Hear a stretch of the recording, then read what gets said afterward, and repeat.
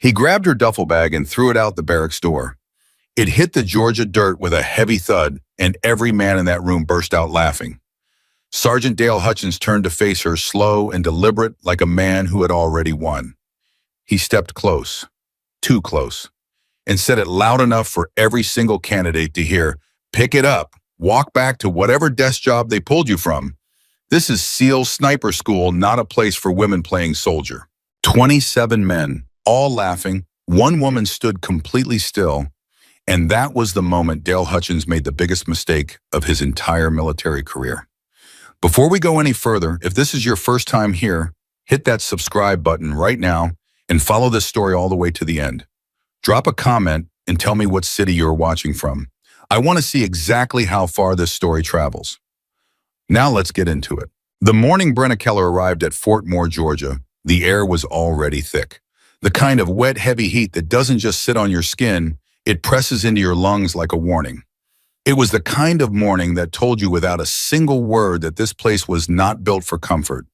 It was built for elimination. She pulled her duffel off the transport vehicle, slung it over one shoulder, and walked toward the processing building with the same quiet, measured steps she had used her entire life. Not slow, not fast, exactly the pace she chose.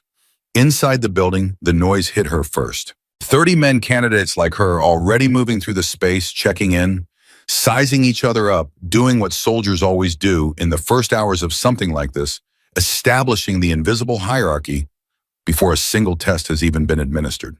Who's the biggest? Who's the loudest? Who's the one everyone already assumes is going to lead? Brenna had seen this ritual before. She had lived through it before. She had outlasted it before. She stepped to the check-in desk. The sergeant behind it glanced at her paperwork, glanced at her, and paused. It was the kind of pause that held an entire opinion inside it, a pause that asked without asking, "Are you sure you're in the right place?" "Captain Keller," he said, not quite a question, but not quite a statement either. "That's correct," she said. He looked at the paperwork again. "SEAL sniper program." "Yes." Another pause. Then he stamped her documents without another word and slid them back across the counter. She picked them up and walked into the barracks. The conversation stopped before she crossed the threshold. Not completely, the few voices kept going in the corners, but the main current of noise dropped, replaced by something she had learned to recognize long ago. It wasn't silence exactly. It was the sound of people recalculating. A man near the center of the room, tall with the kind of posture that suggested he had been the most capable person in every room he'd ever walked into, turned to look at her. His name, she would learn later, was Staff Sergeant Marcus Webb. He was the unofficial center of gravity in that barracks from the first hour the other men orbited. He looked at her for exactly 3 seconds. Then he turned back to his conversation without acknowledging her. That she knew was intentional. Dismissal designed to land harder than insult. She found her bunk in the far corner, set her duffel down, and began organizing her gear with the same quiet precision she brought to everything. Around her, conversations resumed. Gradually, though, she became aware that a new current was running through those conversations. A quieter one, a more deliberate one. She didn't have to strain to hear it because they weren't particularly trying to hide it. "Who cleared her?" someone said. "Same people who cleared everyone else, apparently." Another voice answered, dry and unimpressed. "That's not what I mean, and you know it." "Yeah, I know." Brenna continued organizing her gear. Her hands were steady. They were always steady. A third voice, one she hadn't identified yet, came from somewhere to her left. 3 days, that's my number.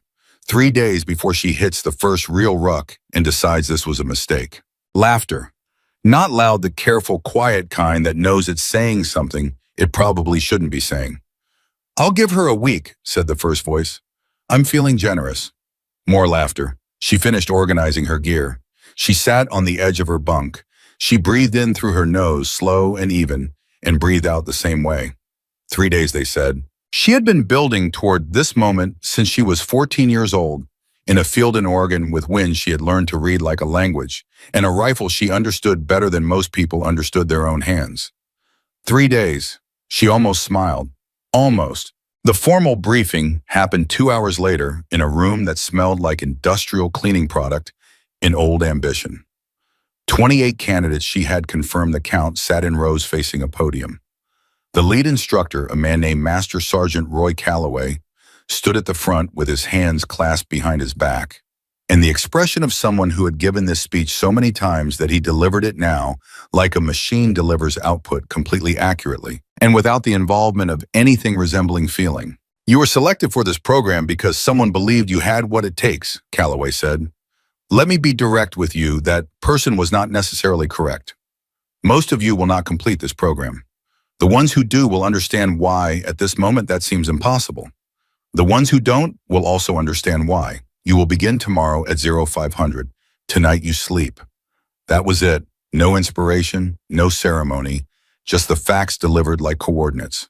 As the candidates filed out, Brenna felt someone pull level with her shoulder.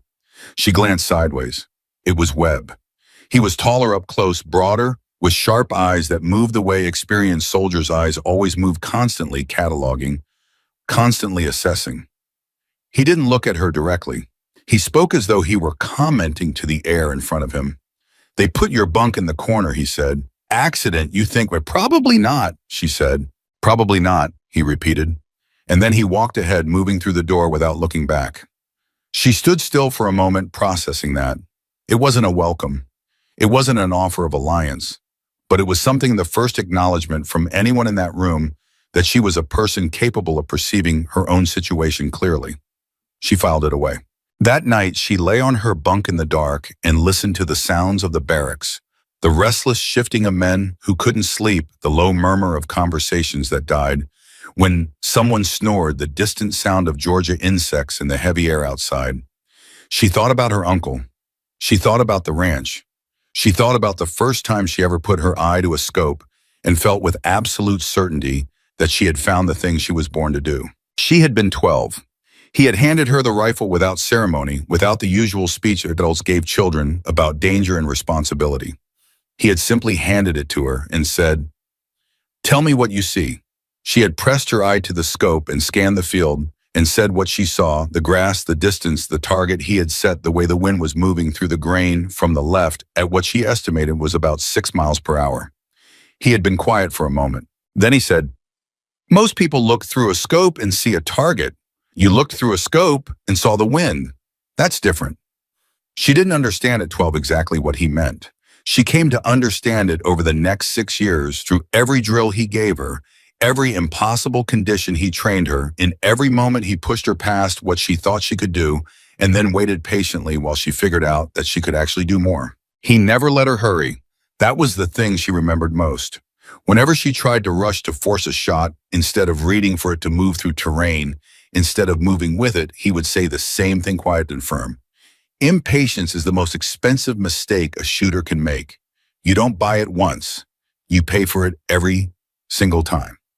She carried that in her chest like a compass point. She fell asleep with it there, and she woke at 4:50 in the morning, 10 minutes before the alarm, and lay still in the dark for those 10 minutes, feeling the weight of where she was and why she was here and what she intended to do about it. Then she got up and prepared for war. The first day was designed to strip things away. That was what Brenna understood almost immediately, not to test what candidates had, but to remove everything they were relying on to feel capable and then see what was left. The ruck march started at first light.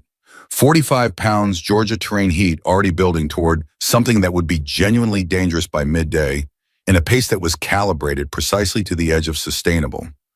Not impossible, just at the boundary of what a person could maintain without discovering something about themselves they might not want to know.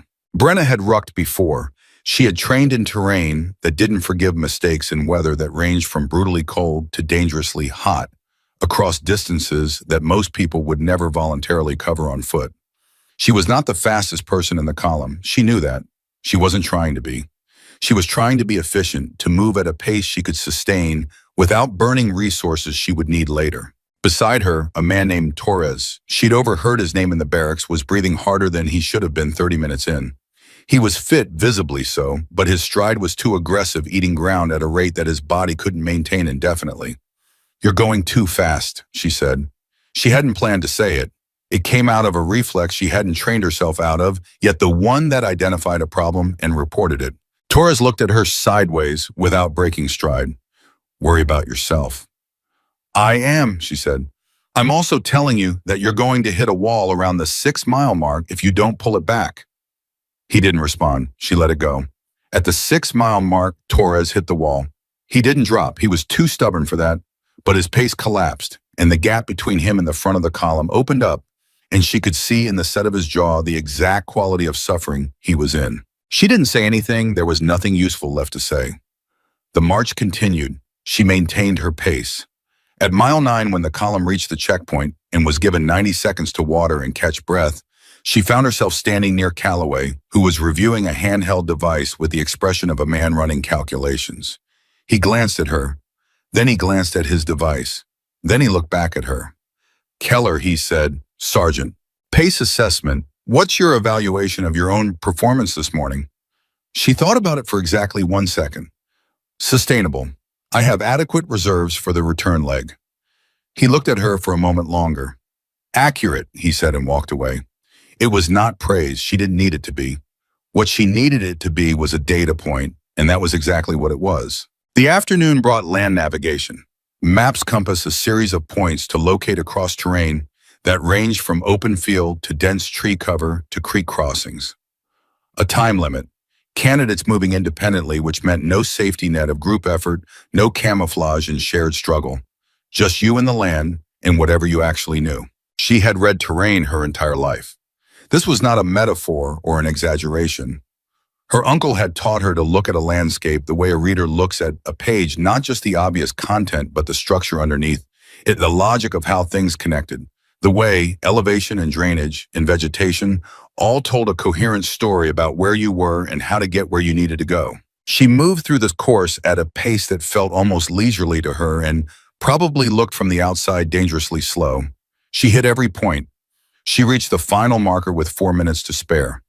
When she turned in her card at the assessment station, the evaluator, a young sergeant she didn't know, looked at the timestamps with the focused expression of someone running a quick mental check. "All points confirmed," he said. "Thank you," she said. "You navigated the creek crossing at grid reference Charlie 7 without losing significant time. Most candidates lose 4 to 6 minutes there." She nodded. "See, the bank on the east side reads drier, firm substrate under about 6 inches of mud. I crossed there." He stared at her. "How did you know that?" "The vegetation pattern on the east bank, the grass species, it doesn't establish the same way in saturated ground." He had no immediate response to that. She thanked him again and walked back toward the assembly point. Behind her, she heard him say something to his colleague, a low remark she couldn't fully catch. But she caught one word clearly: unreal. She filed that one away too. In the barracks that evening, the temperature of the room had shifted. Not dramatically, not enough for anyone to put a name to it yet, but enough for her to notice, and noticing things that others hadn't yet named was, it turned out, one of the foundational skills of what she did. Webb was at the far end of the room talking to 2 other candidates she identified as Reynolds and a man called Garrett. Their conversation was low but not private.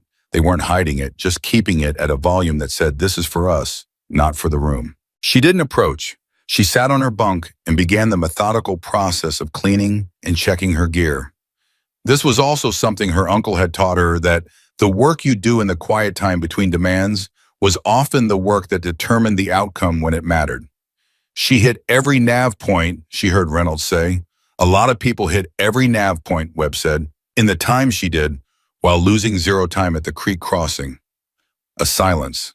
"Where'd she cross?" Webb asked. "East Bank." Another silence. Longer this time. "That's not an obvious read," Webb said finally. "That crossing reads wet from every approach angle." "I know," Reynolds said. Brenna continued cleaning her gear.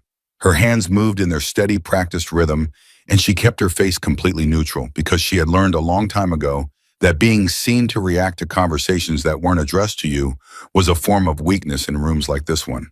Not moral weakness, tactical weakness. She let the information travel where it needed to travel. It was Garrett who finally broke the silence on the other end of the room with the blunt pragmatism of someone who was still not ready to fully revise his original assessment, but couldn't quite pretend he hadn't heard what he'd heard. "One day," Garrett said. "Let's see a week." Webb didn't answer that. Brenna heard the shift of weight, the sound of someone standing moving away from the conversation. She kept cleaning her gear. The second day was worse than the first. This was by design. Calloway had structured the early weeks specifically to compound each day, adding its demands on top of whatever the day before had taken. The sleep deficit began accumulating. The physical depletion began stacking. And the psychological pressure, invisible but constant, pushed at whatever a person had built their confidence on. She noticed who was shaken and who was not. Torres was shaken. His aggression on day one had cost him reserves he couldn't fully replenish overnight, and she could see the calculation happening behind his eyes every time a new demand was announced, the mental arithmetic of someone wondering whether they had enough left. A man named Delaney, whom she hadn't particularly noticed on day one, moved through day two. With a quality she recognized immediately, he was completely calm. Not the performed calm of someone trying to project strength, the genuine calm of someone whose internal temperature didn't change when external conditions did. She identified him as someone to watch. The day's focus was physical conditioning in the late morning heat, a sequence of exercises that had no particular mercy built into them, followed by a 2-mile run that arrived at exactly the point in the afternoon when the Georgia heat was at its most absolute. During the conditioning block, she was working through a set of movements when she heard a voice directly behind her. Not Calloway, someone else. One of the junior instructors, a sergeant named Pruitt, who had the quality of a person who confused contempt with strength. Keller. She finished the movement she was in the middle of and turned. Pruitt had his arms crossed and a look on his face that she had seen many times in her life, the look of a man who had already decided something and was now looking for confirmation. "You pacing yourself?" he asked. "I'm working at the prescribed intensity," she said. "Doesn't look like it from here." She met his eyes without blinking. "My form is intact. My output is at standard, and my heart rate is within the target zone for sustained conditioning work. If you're seeing something that contradicts that, I'd like to know what it is so I can correct it." A beat. "Don't get smart," he said. "I'm not being smart," she said. "I'm answering your question." He uncrossed his arms, recrossed them, and walked away. Two candidates nearby, she clocked them without turning her head, exchanged a glance. One of them, a man named Castro, had the look of someone suppressing a smile. He caught her eye for a fraction of a second, neutral and measuring before looking away. She filed it. That evening, during the 90 minutes of open time before lights out, something happened that she hadn't anticipated. Delaney the calm one walked to where she was sitting and sat down on the footlocker across from her. He did it with the directness of someone who had thought about it and decided to do it and was not going to waste time on an elaborate approach. "First week in places like this is a filtering mechanism," he said. "Not primarily physical, psychological. They want to know who breaks under ambient pressure before the real pressure even starts." She looked at him steadily. "I'm aware." "I know you are," he said. "That's why I'm talking to you." A pause, she waited. "Garrett has a pool running," Delaney said. "On when you wash out. Everybody's in it." "How much did you put in?" she asked. He smiled, brief, genuine something that moved across his face and was gone again. "I passed." She looked at him for a moment. "Why are you telling me this?" "Because," he said simply, "I've been in rooms like this a long time, and I know what the difference looks like between someone who isn't going to make it and someone who is. And you look like the second kind. And in my experience, the second kind should know the full landscape they're operating in." She let that settle. "What's the current consensus timeline?" she asked. "On my washout." 3 to 5 days is the dominant bracket, Delaney said. Garrett himself said 1 week. Webb hasn't entered a number. "Webb hasn't entered a number," she repeated. "No," Delaney said, "which is its own kind of data." He stood up, straightened his uniform, and walked back to his own bunk with the same unhurried directness with which he had arrived. She sat still for a moment. Then she reached for her gear and began the evening inspection. She performed every night without fail the routine her uncle had built into her, the habit of checking and rechecking for everything that was in her control before giving herself permission to sleep. It was while she was doing this, hands moving steadily through their familiar pattern, that Pruitt reappeared. Not directly, he didn't come to her. He stopped in the main space visible to the whole room and spoke to no one in particular, which was the way people spoke when they were speaking to everyone. "Had a candidate wash out of this program 3 years ago," Pruitt said, his voice carrying the relaxed weight of someone telling a story for entertainment. "First woman ever selected, made it to day 4 before she had to be medically evaluated. Tendon. Tragic, right?" Nobody answered him. Day 4, he repeated. Didn't even make a week. The room was not quite silent. There were sounds, the sounds of men who had heard something and were deciding how to respond to it. Some careful, deliberate noises. The sound of option weighing. Brenna did not look up. She continued her inspection. Methodical, even. Her hands did not hesitate. She was aware that Webb was watching her. She was peripherally aware of it, the way she was aware of wind direction, not with focused attention, but with the background sensory apparatus that processed information before her conscious mind had a chance to translate it. She finished her inspection. She set her gear down. She lay on her bunk and stared at the ceiling. Day 4, Pruitt had said. She had her uncle's voice in her ear, clear as it ever was the way. A voice that's loved and lost stays with you in the deepest part of your memory. Not faded, but preserved. The land doesn't care how you feel about it, he used to say on the Oregon ranch when she was cold or bored or frustrated, in the way that teenagers are frustrated absolutely completely, with no awareness that it's temporary. The land just is what it is, the wind just is what it is, the distance is just the distance. Your feelings about those things are private. The shot doesn't know about your feelings. The shot only knows what you give it. She breathed in, she breathed out. Day 4, Pruitt. She would show him day 5 and 6, and every day after that until there were no more days left to show him. Webb's voice came from across the room, not directed at her, but in the easy carrying tone of someone making a general observation. Good idea to get sleep, everyone. Tomorrow's going to be longer. It was advice, neutral, practical advice offered to the room. But she always noted that he had said it in the moment directly after Pruitt's remark. After the room had heard the remark and was sitting with it, she noted it and she added it to the map she was building of this place. Then she closed her eyes and she thought about wind. She thought about the way her uncle had explained wind to her, not as a problem to be solved, but as a conversation to be understood. He had said sitting at the kitchen table of the ranch house with a mug of coffee and the particular patience of someone who had learned everything the hard way and was grateful for the chance to pass it on differently, he had said that most shooters treated wind as an obstacle, as something to calculate around to compensate for to defeat. But wind isn't your enemy, he said. Wind is just information. It's telling you things. It's telling you about the terrain, about the air layers, about what's happening between you and the target. If you listen to it right, it's not working against you. It's giving you data you couldn't get any other way. She had been 15 then, 16 maybe, old enough to begin understanding that the lesson wasn't only about wind, old enough to start applying it. Now lying in a barracks in Georgia with 27 men who had collectively bet against her, she heard the wind outside pressing against the windows with the easy, indifferent authority of something that didn't care at all who she was or what anyone in that room had said about her. She listened to it. She translated it. She slept. She woke before the alarm again, 4th day in a row. It wasn't anxiety that pulled her out of sleep early. It wasn't nerves. It was something closer to hunger. The specific, focused hunger of someone who knows exactly what they came for and can't afford to waste a single minute of it. She lay still for 30 seconds, running through the day in her mind, the way her uncle had taught her to run through a shot sequence variable contingency execution. Then she sat up, put her feet on the floor and began. The barracks was still dark. Around her, the breathing of 26 other candidates, 2 had already washed out by day 3. Both men, neither of whom had lasted through the second ruck march, filled the space with the irregular rhythm of people sleeping, the hard sleep of physical depletion. She moved without sound. This was not performance. It was simply how she moved. She was dressed, gear-checked, and ready to step out before the first alarm sounded. What she didn't expect was to find Webb already outside.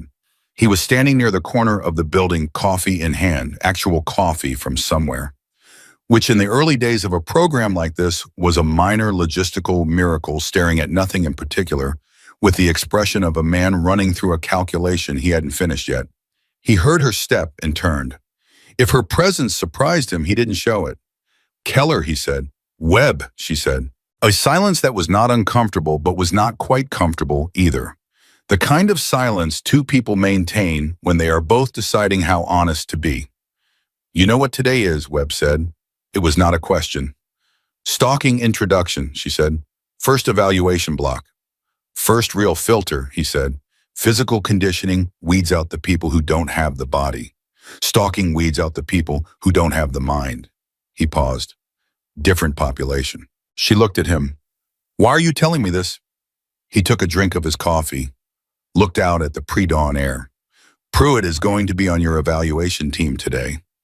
She absorbed that.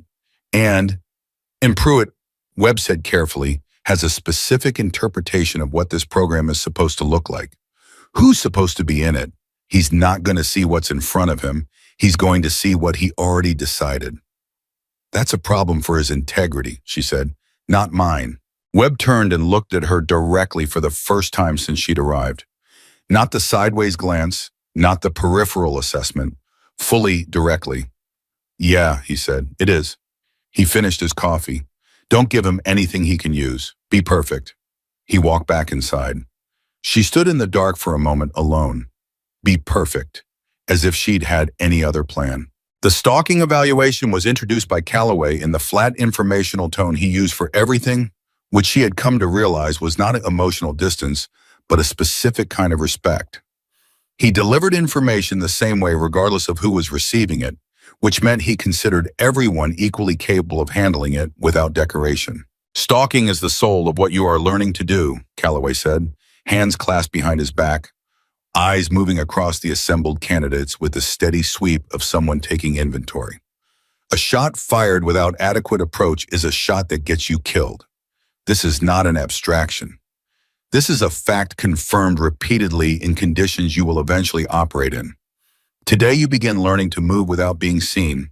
You will be evaluated. You will fail.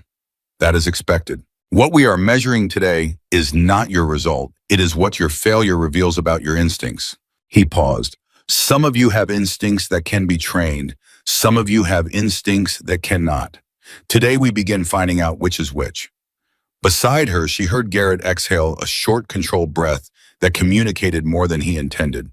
To her left, Torres had his jaw set in the way she'd come to recognize as his pre-task face, focused, but also underneath it afraid. Delaney was 2 rows behind her. She didn't turn to look at him, but she would have bet money his expression was identical to what it always was. Calm, present, unimpressed by the drama of the moment.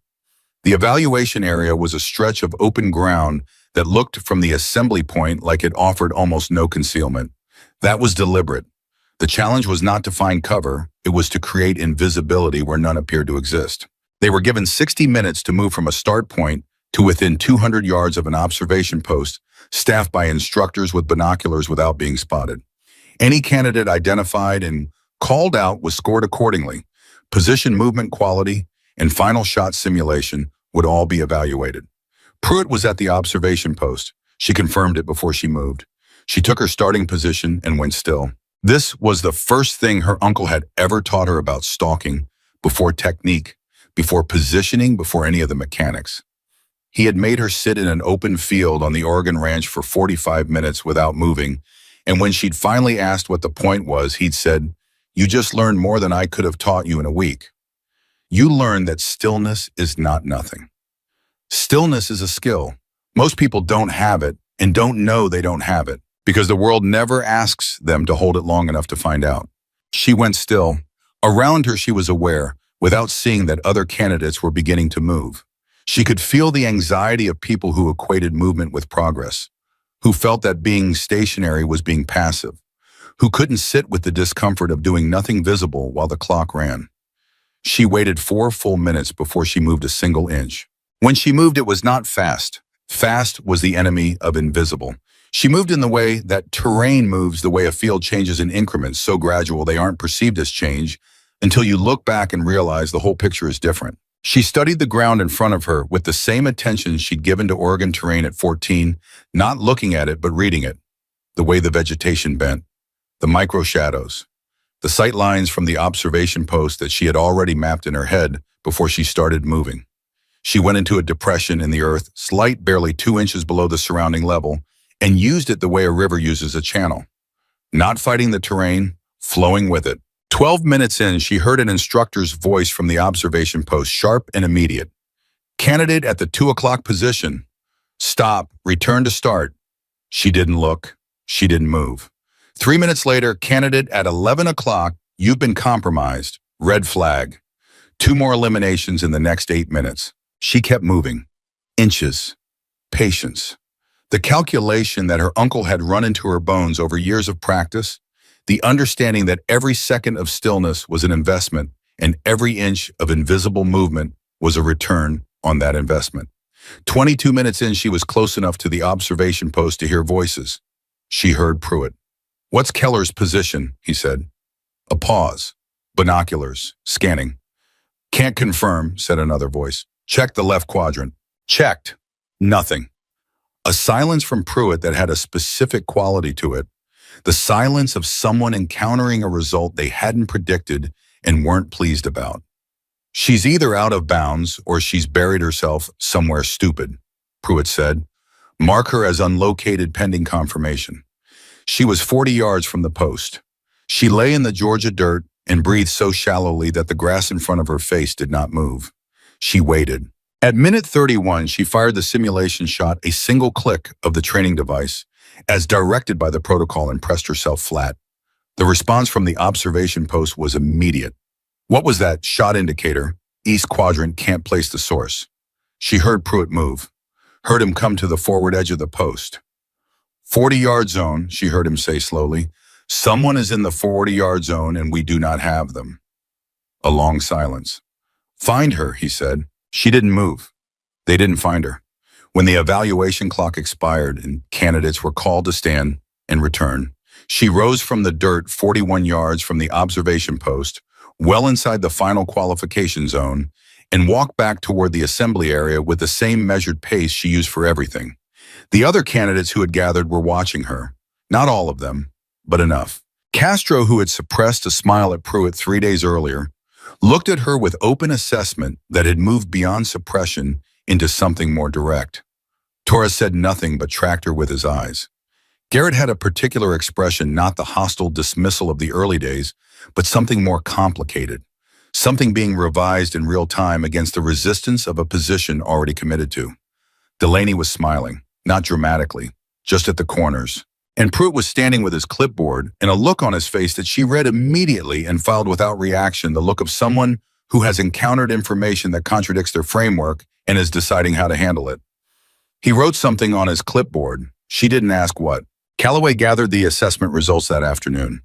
She stood in the group while he read numbers she would not be shown until the final evaluation period. He delivered them without inflection, without editorial. But at the end, he paused, just briefly.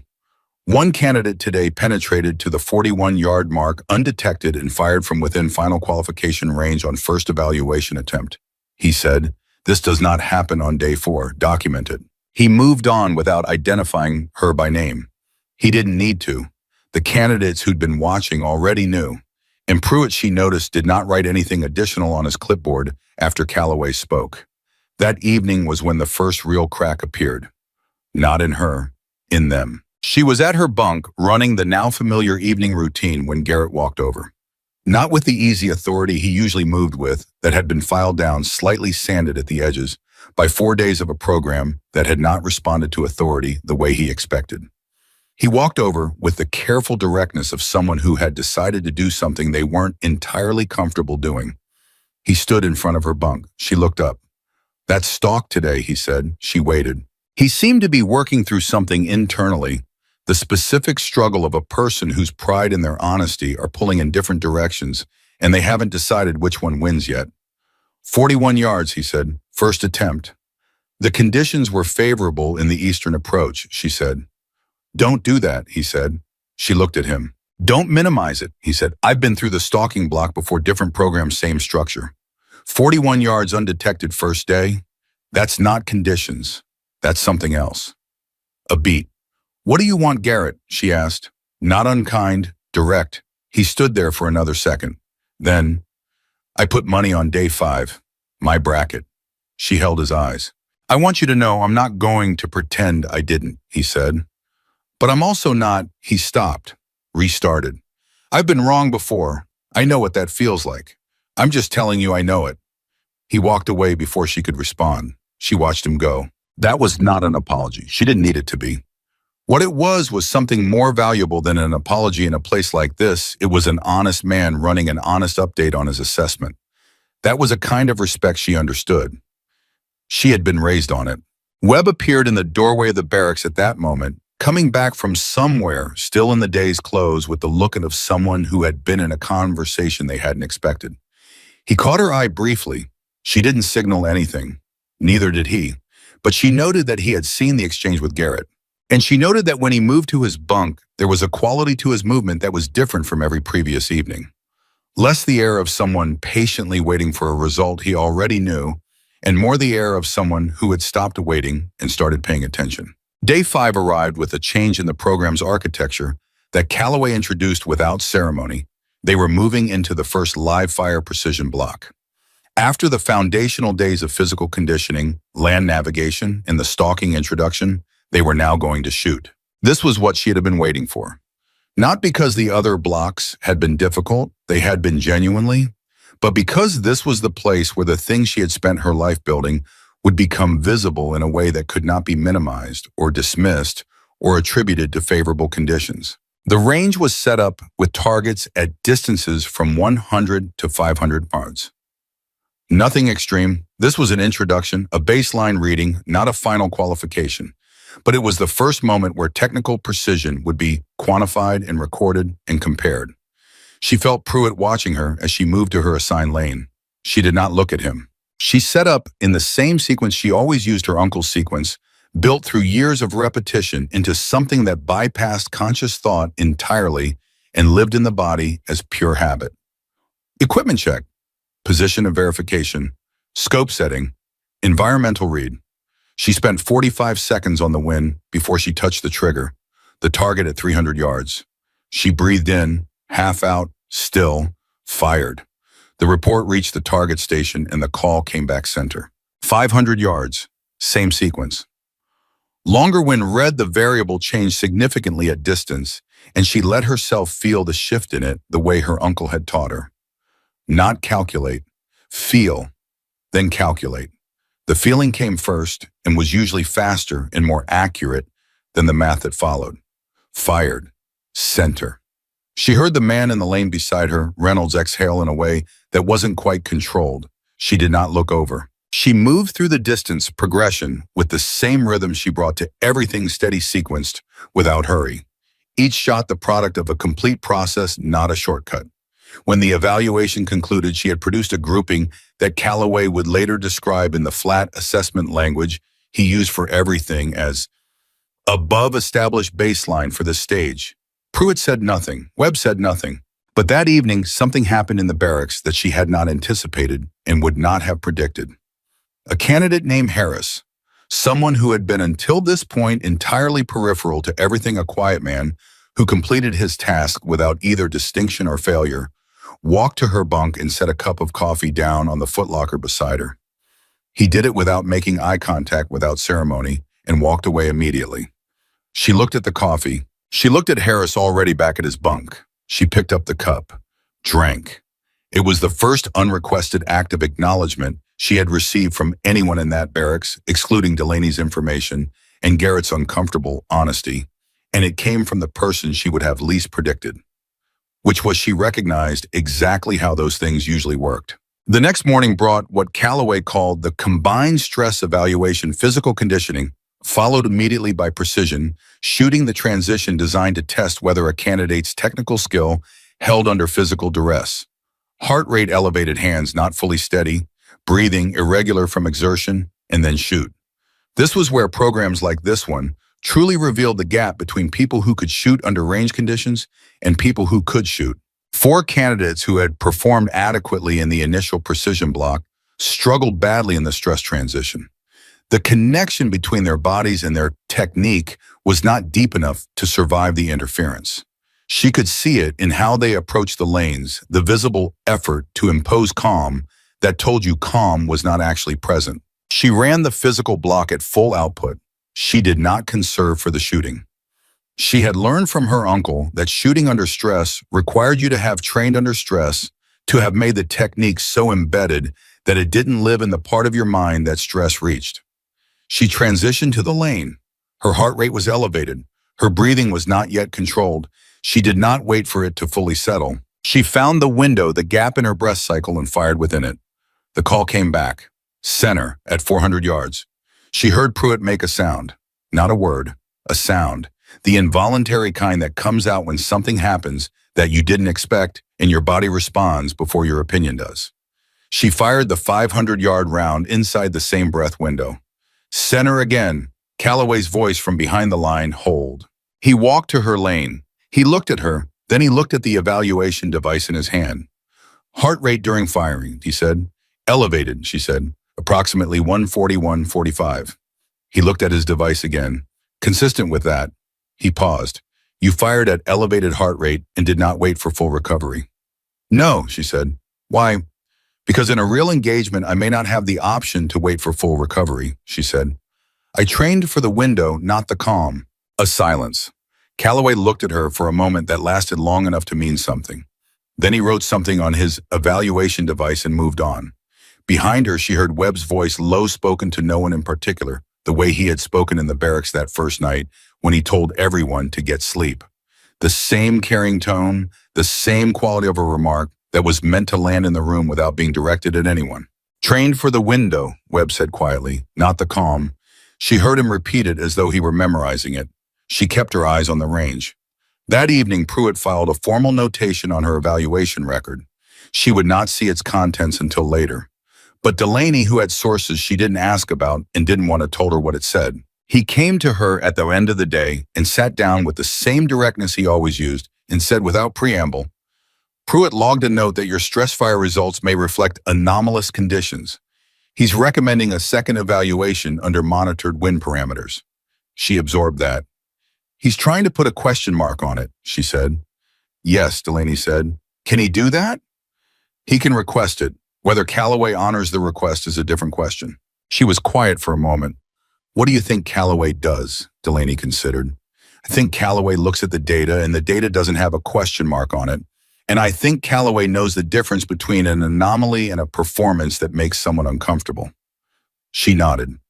One more thing, Delaney said. She looked at him. Webb talked to Calloway tonight, after range evaluation, private conversation 15 minutes. I don't know the content. She held that. Why would he do that? She said. Delaney looked at her with the expression of a man who had already formed a clear opinion and was deciding whether it was useful to share it. Because he said finally, Webb is the kind of person who, when he updates his assessment, acts on the update. He left her with that. She sat in the quiet of the evening and felt the strange, specific weight of a moment when a situation begins to turn, when the ground under something that seemed fixed begins to shift. It was not victory. It was not safety. It was the first indication that the outcome was not already decided, which was different from any of the previous days when the room had already written its verdict.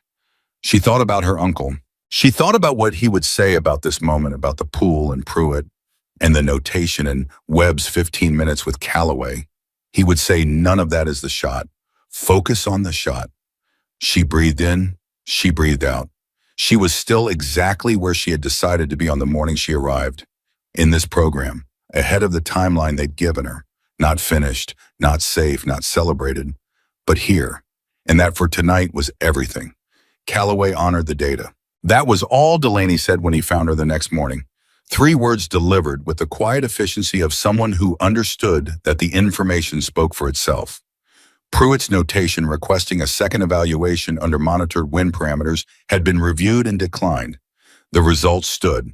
The question mark had been removed before it had a chance to become a conversation. She received that information the same way she received everything, without visible reaction, without celebration. She filed it and moved forward. But something had shifted in the architecture of the barracks. Not dramatically, not in a way that announced itself. But she had learned over years of reading terrain that the most significant changes were rarely the ones that announced themselves. They were the ones that moved in the background, quiet and inevitable, until one day the landscape looked different and you had to work to remember what it had looked like before. Garrett had stopped making eye contact with the men who still made quiet remarks. That was the first thing she noticed. He didn't contradict them, not yet, but he had removed himself from the silent agreement of shared laughter, and in a room as small and pressure compressed as a sniper school barracks, that kind of withdrawal meant something. Harris brought coffee twice more without explanation.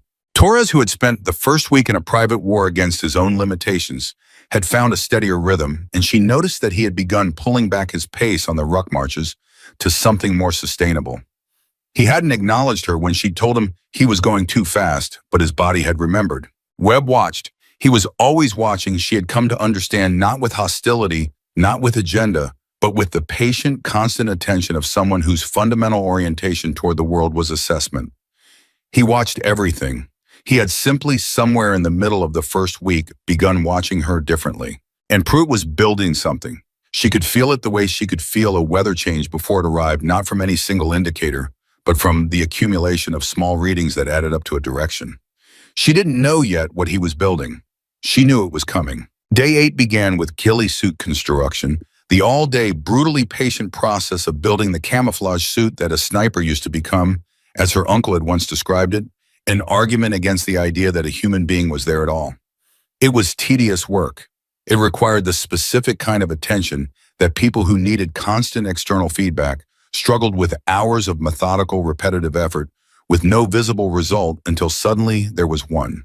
Calloway introduced it with characteristic directness. You will build this suit today. It will be evaluated tomorrow. The evaluation will not be generous. Begin. She had built a ghillie suit before. Not in a military context. Her uncle had never been military, had come to shooting through hunting and competition, and a personal obsession with precision that she had inherited completely. But he had taught her to build one on the ranch on a rainy October afternoon when she was 16, because he said it was the most important piece of equipment a field shooter could have, and the only one you truly understood if you built it yourself. She set to work. Around her, the room fractured quickly into the two camps.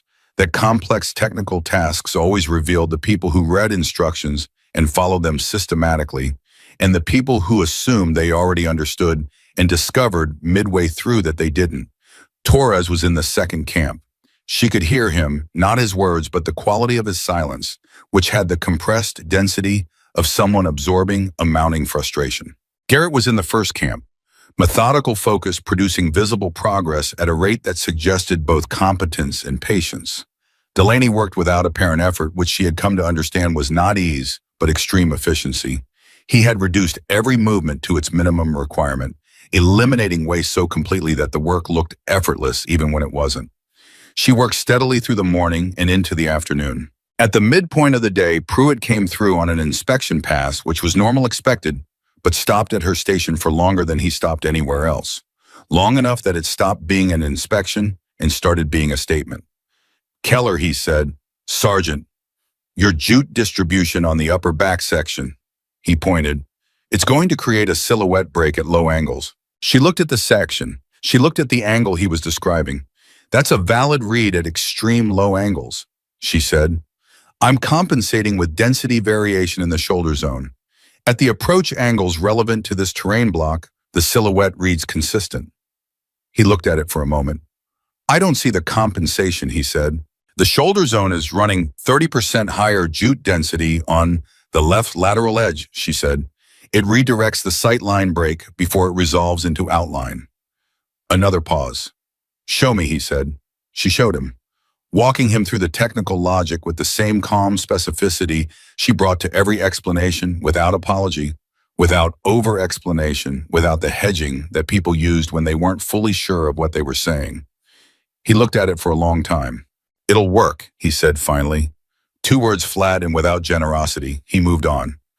Castro, working 3 stations down, caught her eye for a fraction of a second and gave her a look that she had learned to read as his version of significant acknowledgement, brief, controlled, but real. She returned to work. What happened next, this was the thing she hadn't predicted. The twist that the situation delivered before she had fully processed the one before it. At the end of the day, when the ghillie work was wrapping up and candidates were storing materials, Calloway called out a name. Chen, a candidate she had tracked peripherally, one of 2 other women in the program, a quiet, technically precise person who had performed adequately through the first week without either distinction or failure looked up. Processing office. Now. The room understood before Chen did. Processing office, in the language of a program like this, had one meaning in that context. Chen was out. She watched Chen's face process it.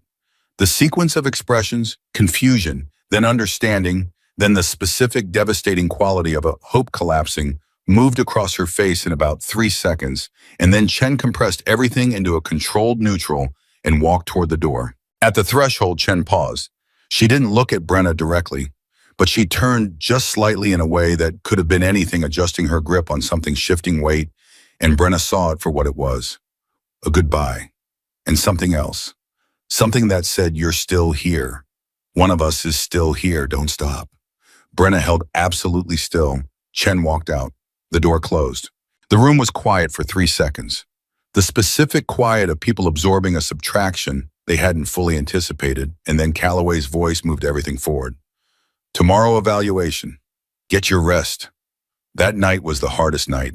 Not because of Chen's elimination, though, that sat in her chest with a weight she didn't minimize.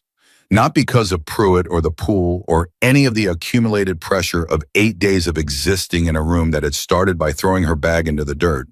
It was hard because she let herself feel it. She had been running on the compression she'd learned from her uncle, the discipline of keeping emotion behind the operational layer available, but not operational itself. Fuel, not fire. But Chen's face at that door had gotten through, had landed in a place that the compression didn't fully cover. She lay on her bunk in the dark, and for the first time since she'd arrived at Fort Moore, she let herself be uncertain. Not about her skill, about the cost, about what it meant to be the last representative of something that had already lost one of its people, and to carry that forward while a room full of men waited for you to confirm what they'd always believed. She heard Webb's voice from across the barracks, not loud, not directed at her, just carrying the way his voice always carried. "Chen was good," he said to no one in particular, or to everyone. "She deserved better than day 8. No one responded immediately. Then Garrett said, "Yeah." Then Delaney said, "Yeah." Then silence. She breathed in the dark. Then she thought about what her uncle had said once about the hardest shot he'd ever taken. Not the longest, not the most technically complex, but the one that had mattered most in a context he'd never explained fully. He'd said the hardest part wasn't the distance or the wind. The hardest part was deciding clearly and without reservation that you were going to take it. Once that decision was made, completely, not mostly, not almost, but completely, the rest was mechanics. She made the decision completely. She was going to finish this program, not for the abstraction of representation, not for anyone watching from outside, for Chen's face at the door, for every version of herself that had been told the answer before the question was even asked. She was going to finish this completely. Then she slept. Day 9 arrived with weather, which in Georgia meant a different kind of brutal than the heat. A front had moved through overnight and left the air unsettled wind direction, shifting in the unpredictable patterns that made precision work genuinely difficult. Not impossible, just the kind of difficult that exposed the difference between shooters who understood wind and shooters who had learned to manage it. She understood it. The morning block was an unknown distance, exercise targets, set at ranges the candidates were not told in advance, requiring them to estimate distance, calculate for wind, and engage correctly without the baseline certainty of knowing the problem before they tried to solve it. This was her favorite kind of shooting, not because unknown variables were comfortable, because she had grown up in them. The Oregon Ranch was not a controlled range. The conditions her uncle trained her in were not standardized. She had developed her technical foundations in environments that changed constantly and without notice, which meant she had built something that most range-trained shooters never developed the ability to read a problem she hadn't seen before. The first target came up. She read the distance visually, 800, maybe 820. She assessed with the wind from the northwest at what felt like 12 gusting. She calculated for the drift, adjusted her point of aim, and fired. The call came back. Hit. Second target. Different distance closer, which was deceptive because closer meant less drift compensation, and shooters who had locked into the wind math for the first distance often overcorrected on the second. She recalculated from 0. Hit. Third target, the one that changed everything. It came up at a distance she estimated at over 900 yards, in the shifting wind, with a gusting pattern that meant the air column the round would travel through would change at least twice during flight. She spent more time on this one. Not because she was uncertain, because the problem deserved its time. She read the wind in layers. Her uncle had taught her this specifically. Wind was not a single force, but a layered system with different speeds and directions at different points in the flight path. You didn't calculate for the wind at your position. You calculated for the wind along the entire path. She felt the pattern. She waited for the window. She fired. The silence after a very long shot is different from the silence after a close one. It has duration. The round is still traveling while you wait, and there's a specific quality to that wait that compresses time and attention into a single point. The call came back. Hit, 922 yards. The range went quiet. Not the usual operational quiet. Something different. The kind of quiet that happens when a number is so unexpected that it takes a moment for the people who heard it to verify it against their own understanding of what was possible. Calloway's voice confirmed that distance, a pause, then confirmed 922. She was already lowering her rifle through the standard sequence. From her left, she heard a sound she had not heard before in that space, not laughter, not dismissal, not the careful neutral of people managing their reactions. She heard one of the candidates she couldn't immediately identify who say quietly and without any apparent concern for whether anyone heard him, "My God." Webb said nothing, but she felt his attention the way she felt wind, not with her eyes, but with something more foundational. Pruitt, she noticed, did not make a notation on his clipboard after the distance was confirmed.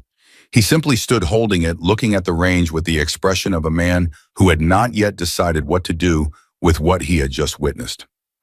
It was Calloway who spoke next, and he spoke directly to her, which he had not done since the first stalking evaluation, and then only briefly.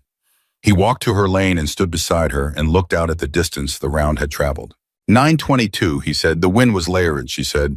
Northwest dominant at position, but the mid-path column was running more northerly by about 20 degrees. I calculated for the path average, not the position reading. He was quiet for a moment. Where did you learn to read layered wind? Oh, I'm in Oregon, she said. Ranch terrain. Variable elevation and terrain breaks create consistent layering. I trained in it for 6 years. He looked at her. How old were you when you started? 12, she said. First significant taught at 14, 940 yards. Another silence. Longer. 940, he said. Yes. He looked back at the range. Then he said something she did not expect, said it quietly in the tone of a man speaking a fact rather than offering praise. That shot today is in the top 3 results I have seen in 16 years of running this evaluation block. He walked away. She stood at the lane. Top 3 in 16 years. She had not come here to be in anyone's top 3. She had come here to do the thing she had been built to do. But the number landed in her chest with a weight she acknowledged held for exactly 1 moment and then set aside. There was still work to do. Pruitt found her after the range evaluation. She had expected this. She had felt it building for days, the specific pressure of a person who has lost every tactical position they occupied and is now looking for the last available ground. He came to her while she was breaking down her equipment. He didn't have his clipboard. Keller, he said. She looked up. That shot, he said, then stopped. Started again. The evaluation criteria for this program are not solely based on precision results. I'm aware, she said. Field integration, psychological stability under extended mission duration, unit cohesion. He said the last one with a specific emphasis she was meant to hear. She set down what she was holding. Are you raising a concern about my unit cohesion? I'm raising the point that performance in an individual evaluation block is not the complete picture.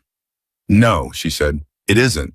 And the complete picture to this point includes successful completion of every block at and above established standards. What specific performance indicator are you identifying as a concern? He looked at her. She held his gaze without pressure, without challenge, simply and directly. You've created a dynamic in the candidate group, he said. What kind of dynamic? A pause. A divisive one, he said. She took a breath. Sergeant Pruitt, I arrived at this program and candidates placed bets on when I would wash out. I was told on my first day by a senior non-commissioned officer to return to wherever I came from. I completed every evaluation above standard. The dynamic in this candidate group reflects their response to those results. I did not create division. I created evidence. What they did with it is their choice. The silence that followed was very long. Pruitt's jaw worked slightly, the movement of someone whose response had been removed from them before they could use it. He picked up his equipment and walked away. She released the breath she'd held for the last 45 seconds. From across the equipment area, Delaney was watching. He gave her a single slow nod. She turned back to her equipment. That evening was when the second twist arrived. Webb came to her bunk, not peripheral, not in passing. He came directly, pulled the footlocker from beside Delaney's station and sat down on it. This was new. Webb had never directly come to her space in the barracks. He had spoken to her in passing in the early morning in the charged neutrality of people who were reading each other without yet having decided what to say. "I want to ask you something," he said. She waited. "The 940 shot," he said. "At 14. "Yes." "What were the conditions?" She looked at him. This was not small talk. Webb didn't do small talk. This was a man running an assessment who had decided that the direct route was the honest one. "Wind from the northwest at 18, gusting to 22, she said. "Terrain elevation drop of approximately 40 feet between my position and the target. Temperature around 41 degrees. I was using a rifle my uncle had modified for the terrain, not competition equipment. Field equipment." 940, he repeated. "Yes." He was quiet for a moment. "I've been in this program not as a candidate in various capacities for 6 years. I have not seen anyone fire 922 on the unknown distance block in less than week 2. Usually that distance doesn't come up until the final qualification period." He paused. "Today you hit it on day 9, in shifting wind." She didn't respond. "I want to tell you something," he said, "and I want to be clear that I'm telling you because I think you should know it, not because I need anything from the telling." She waited. "When you got here," he said, "I thought you were placed here for reasons that had nothing to do with your ability. I thought the program had made a political accommodation and you were the product of it. I told Calloway as much in the first briefing before candidates arrived." She held very still. "I was wrong," he said, "and I'm telling you directly because you've been operating in this space for 9 days carrying the weight of what I said and what I thought and what everybody in this room thought, and you haven't broken stride once. You deserve to know that the person who said it is saying clearly that he was wrong." She looked at him for a long moment. "I know," she said, "that you thought that. I knew from the first morning." He nodded slowly. "I know you knew." "Why did you tell Calloway in that first briefing?" she asked. He met her eyes. "Because I believed it, and because I thought I was protecting the integrity of the program from a political compromise." A beat. "Turns out I was protecting a bias I dressed up as principal." She breathed. "Webb," she said. "Yeah. The program's integrity is intact," she said, "because the results are real." He stood up, put the footlocker back, and walked to his bunk without another word. She sat in the aftermath of that conversation and let herself feel the full weight of what it meant. Not triumphant, not vindicated in the way she'd imagined vindication might feel. Something quieter, something more like the feeling after a very long shot when the round has traveled its full distance and the result comes back and you understand that the work you did was real and the outcome was earned. Garrett from his bunk had been close enough to hear. He said nothing. But when she glanced over, he was looking at the ceiling with the specific expression of a man rearranging his understanding of something he had been certain about. Torres rolled over and said to no one specifically, "Day 9 and she hits 922. I should have kept my mouth shut on day 1, so right?" Delaney said from his corner without looking up, "Yes, you should have." The barracks settled into its end-of-day sounds. She lay back and looked at the ceiling. Day 9. She had arrived with 27 men who had already written the ending. She was still here, more than still here. She was doing what she had always done, performing with the full weight of everything her uncle had put into her, every hour on the Oregon terrain, every patient lesson about wind and distance, and the discipline of letting a shot be what it needed to be. Chen's face at the door was still in her chest. It would stay there. She wanted it to. But tonight, for the first time since she had arrived at Fort Moore, the room felt different. Not because they liked her, not because they had welcomed her, but because something true had become undeniable in a space that had been structured from the first morning around denial. And she understood in the quiet of that evening that this was exactly the most dangerous moment. Not the first day when the mockery was open, not the second day when Pruitt began building his case. Now, when the evidence had stacked high enough that the people who had bet against her had to decide what to do with what they knew. Some of them would revise. some of them wouldn't. In Pruitt, she could feel it with the same certainty she felt shifting when Pruitt had not finished yet. She kept her eyes on the ceiling. The shot wasn't over just because it had been a good one. You stayed on the result until you were absolutely certain it was what you thought it was. She stayed on. She had been right about Pruitt. She found out what he had done on day 10 before first light, before the alarm and the 30 minutes of dark quiet that had become her private time to think. Delaney appeared at the edge of her bunk. Without sound, he moved like she did efficiently and without announcement, and crouched down so his voice would carry no further than her ears.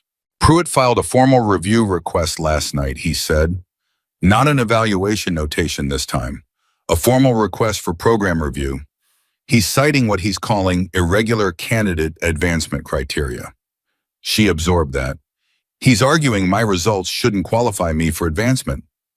He's arguing, Delaney said carefully, that the evaluation criteria need to be reviewed for consistency across the candidate pool. He didn't name you specifically. He didn't have to, she said. No, Delaney agreed. He didn't. A pause. Who receives the review request, she asked. Base command, above Callaway. She held that, above Callaway, meant above the one person in this program who had demonstrated a consistent commitment to letting the data speak without editorial. Above Callaway meant people who had not watched her hit 922 yards on day 9. People who had not seen the stalking evaluation. People who would receive a document written by Pruitt and would read it in the context of whatever assumptions they already carried. When does it go up? She asked. Already went, Delaney said. She breathed. Callaway knows, she asked. Callaway submitted his own report alongside it. Apparently the moment Pruitt filed, Callaway was notified and responded within the hour. Delaney paused. At 11 at night, she looked at him. Callaway responded at 11 at night, with a full candidate performance summary covering every evaluation block. Numbers, rankings, comparative analysis against program historical averages. A beat. Your data is on the first page. She sat with that for a moment. Callaway, who delivered every piece of information in the same flat, uninflected tone, regardless of who was receiving it, who had never once offered her anything that resembled advocacy or special treatment, Callaway had responded to a formal review request at 11 o'clock at night with a document that put her performance on the first page. Delaney, she said, yeah. How do you know all of this? He stood up slowly. I've been in programs like this a long time, he said, which was not an answer, but was also, she understood, the only answer she was going to get. He moved back to his bunk. She lay in the dark and thought about Callaway at his desk at 11 at night, running numbers he had already memorized, writing a document nobody had asked him to write because somebody had tried to put a question mark on something that didn't have one. She thought about what that cost a man in a system like this one.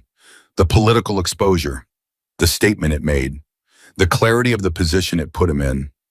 She thought about her uncle, who had never once in all the years she had known him done anything that was politically convenient when the honest thing was available as an alternative. She understood where she had learned to recognize that quality. She got up and began preparing for day 10. The formal review response came back faster than anyone expected. By mid-morning, Callaway called a brief administrative pause, not unusual, not dramatized, and stepped out of the training space for 40 minutes. When he returned, his expression was identical to what it always was. He picked up exactly where the program had left off. No announcement, no explanation. She understood the absence of announcement as the answer. If the review had gone Pruitt's way, there would have been a procedure. There would have been a conversation. The silence meant the data had held. Pruitt knew it too. She watched him absorb the knowledge through the middle of the morning, watched the specific sequence of a man processing a defeat he had committed himself publicly to avoiding. He didn't look at her. He looked at the middle distance with the compressed, flat expression of someone recalculating. The morning block was extended, stalking ghillie suits, deployed full integration of everything the first 2 weeks had built, longer duration, harder terrain, and this time with a moving observation team instead of a fixed post. Moving observers changed the problem completely. A static observer created a fixed sightline problem you could solve and hold. A moving observer meant the solution was never permanent. You had to continuously adapt, reading not just terrain, but the movement pattern of the people looking for you. This was the block she had been most looking forward to, not because it was the hardest, because it was the most complete expression of what she did. She went into the terrain and she disappeared. Not metaphorically, literally. She moved into the available cover with the patient total commitment of someone who was not pretending to be invisible, but actually was the difference between camouflage as a technique and camouflage as a state of being. Her uncle had spent 2 years making that distinction clear. Most people learn the technique. She had been taught the state. The observation team moved. She felt their pattern before she saw it, the way you feel wind before you see the grass move. She read their route from their first 3 position changes and built a probability map of where they would be in 6 minutes. Then she moved inside that map using the gaps between their sight lines the way water uses the gaps between rocks. At minute 41 of the observers stopped. She had moved to within 60 yards of the forward observer. He was scanning, slowly, systematically. His binoculars moved across the terrain in the methodical grid pattern she recognized as trained observation, effective, thorough, and also somewhat predictable, because training creates patterns and patterns create windows. She waited for his left to right sweep to reach its leftmost point, the moment when his next movement would take the glass away from her position, and she moved 6 inches. 6 inches and then completely still again before the sweep reversed. 20 minutes of that, 6 inches at a time. She fired from 38 yards. When the evaluation period ended and candidates emerged from the terrain, there was a moment of collective assessment, everyone checking each other's positions, running the informal postmortem that candidates always ran, seeing who had made it how far. The forward observer, a sergeant she hadn't interacted with directly before, found her marked position and walked back from it to the assembly area. When he reached the group, he had an expression she read immediately, the look of someone who had just been made aware of something happening in a space they were responsible for surveilling and had completely missed. He said to Calloway without any particular attempt to make it a private communication, 38 yards. I walked past her position twice. Calloway looked at the distance marker, looked at his evaluation record, said nothing. Webb was standing 4 feet away. She heard him exhale slowly, a single controlled breath that carried more meaning than most sentences. Garrett said out loud to no one specific, "That's not human." Torres said, "Yes, it is. That's just what we didn't know human could be." She stripped her ghillie suit in the standard sequence, methodical and unhurried, and did not comment on any of it. But she heard every word. Day 11 was when the second woman was eliminated, and this time it hit differently. Her name was Park. Brenna had not known her well. Park had been quiet in a way that read as internal, one processing a great deal without showing much of it, but she had been here, and her presence had mattered in the way that all presences matter in a space that is trying to tell you that you don't belong in it. Park washed out not from a physical evaluation failure, but from a technical precision block, the kind of result that was clean and clear and offered no one anything to dispute. She had missed 3 consecutive engagements in the stress fire sequence, and the misses were not marginal. The program's criteria were the criteria. There was no argument to make. Park didn't make one. She received the notification from Calloway with the same internal composure she had brought to everything, packed her gear with efficiency, and was gone within an hour. She didn't stop at Brenna's bunk, but as she moved toward the door, she passed close enough that Brenna could see her face clearly. Park looked at her for exactly 2 seconds. And in those 2 seconds, she communicated something that didn't require language. "I'm done." "You're not." "Don't waste it." Brenna held that look. Then Park was gone. The barracks was quiet for longer after Park's departure than it had been after anyone else's. She felt the weight of that quiet pressing on her from all sides, the specific gravity of being the last. Not the last female candidate in an abstract statistical sense.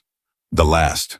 The only remaining representative of the argument that had been made implicitly by every person who had selected them, that women belonged in this space. She was now the totality of that argument. If she failed, the argument failed with her.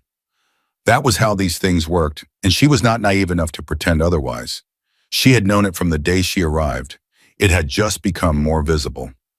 Webb came to her that evening, again to her bunk, again direct.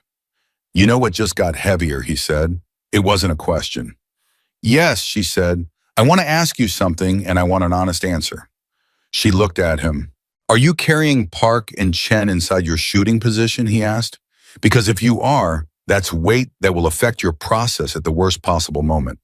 She thought about it for a real moment, not the reflexive no that would have been easy and not quite true. I'm carrying them, she said, but not inside the position.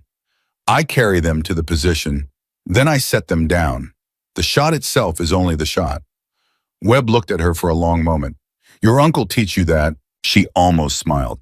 Yes. Smart man, Webb said. He stood up. For what it's worth, and I know it's complicated what my word is worth to you at this point, you're the best candidate in this group. Not the best female candidate, the best candidate. He walked away. She sat with that sentence. Not the best female candidate, the best candidate. She would not let herself feel it fully. Not yet. There was still too much between here and the end of the program. But she held the edge of it, the perimeter of it, and she acknowledged that it was real. Day 12 hit them with rain. Georgia rain in the middle of a precision program was not a small variable. It changed everything, the ghillie, the ground, the sight lines, the wind behavior, as moisture altered the air density, and most significantly, it changed the psychological temperature of candidates who were already running on diminished reserves. The day's block was unknown distance engagement in full weather conditions. No shelter, no pause for conditions. Calloway made this clear in approximately 6 words. Weather is a condition, not a reason. She was soaked through within 20 minutes. This was irrelevant to her.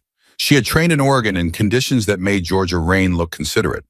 Her uncle had in fact deliberately scheduled her most technically demanding sessions for the worst weather he could find because he had said sitting warm and dry inside afterward, handing her a mug of something hot, that the best time to find out if your technique was real was when everything around you was trying to tell you it wasn't. She moved to her assigned lane. The wind was inconsistent, not layered in the way she'd read on day 9, but genuinely irregular, shifting direction in 3 to 5 second intervals with no clear dominant pattern. This was the hardest wind condition to engage in, not the strongest. The most inconsistent. She spent 3 minutes on wind assessment before she touched her rifle. 3 minutes was a long time at a range evaluation. She was aware that it read as hesitation to anyone watching. She was also aware that to anyone who understood what she was doing, it read as exactly the opposite. She was building a probability envelope, not waiting for the wind to be consistent. It wasn't going to be consistent. She was mapping its range of variation and finding the window inside that range where the probability of a clean flight path was highest. Target at 600 yards. She found the window, fired inside it, hit. Second target closer 450, but the rain was heavier now, and water on the scope was a real factor. She wiped the lens with the controlled minimal motion her uncle had drilled into her and reacquired. Hit. Third target, the one the range evaluator would call the primary assessment target, 730 yards. In the irregular wind, in the rain. She spent 90 seconds on this one. 90 seconds of reading mapping, waiting for a pattern in the inconsistency itself, because even irregular systems have structure if you observe them long enough. She found it, fired, hit. Behind her, she heard Pruitt say something. She couldn't catch the words. But she heard the tone flat compress the specific acoustic quality of a man running out of positions to occupy. Then she heard Calloway's voice, equally flat, but carrying something different underneath it. Range evaluation complete. Keller's set logged as full completion. Move to next block. She broke down her position in the rain without ceremony. Torres, moving past her toward the next evaluation station, put his hand briefly on her shoulder. Not a word, just a hand for about 1 second, and then he kept moving. She kept moving too. It was that afternoon that Pruitt made his last move. She was in the equipment storage area alone, finishing the post-range breakdown when he came in. No clipboard this time, no evaluation pretext. He came in with the quiet, direct energy of someone who had run out of official channels and was now operating in the space between official and personal. Keller, he said. She finished what she was doing before she turned. Sergeant. He looked at her for a moment. He had the expression of a man who had prepared something to say and was now discovering that the preparation wasn't going to be enough. You know what this program produces, he said. I do, she said. You know what the men who graduate from here are sent to do. I do. And you believe, he stopped, restarted. You genuinely believe that you belong in that context, not in this building, not at this range, in the actual context. She held his eyes without pressure. Yes, she said, I do. Not because I need you to believe it, because the evidence supports it and I know what I'm capable of. He looked at her for a long time. What happened next she would think about for years afterward. Not because of what he said, but because of the quality of the silence that preceded it, the silence of a man setting something down. Not surrendering it gracefully, setting it down with the reluctant, effortful movement of someone who has been carrying it a long time and is finally too tired to keep going. My daughter, dear Pruitt said. She waited. My daughter wanted to be in this program 3 years ago. She was told she wasn't physically qualified. She was. He stopped. She was, and I knew she was, and I said nothing because He stopped again. His jaw worked. Because I thought I was protecting her from something. The air in the room changed. She stood completely still. You reminded me of her, he said, from the first day, and he looked away, looked at the wall. I think I was punishing you for something that wasn't your fault. She held the silence carefully the way you held something that could break. Sergeant Pruitt, she said. He looked back at her. Tell her, Brenna said. Whatever you didn't say 3 years ago, tell her now. His jaw worked again. He gave a single sharp nod, the kind of nod that was also a decision being made. Then he picked up his clipboard, which he hadn't actually brought in but reached for out of habit, found his hands empty, and walked out. She stood alone in the equipment area for 30 seconds. Then she went back to work. Day 13 arrived with 3 fewer candidates than day 1. The attrition had been consistent, and from the program's perspective, exactly calibrated precisely the kind of filtering Calloway had promised in the first briefing.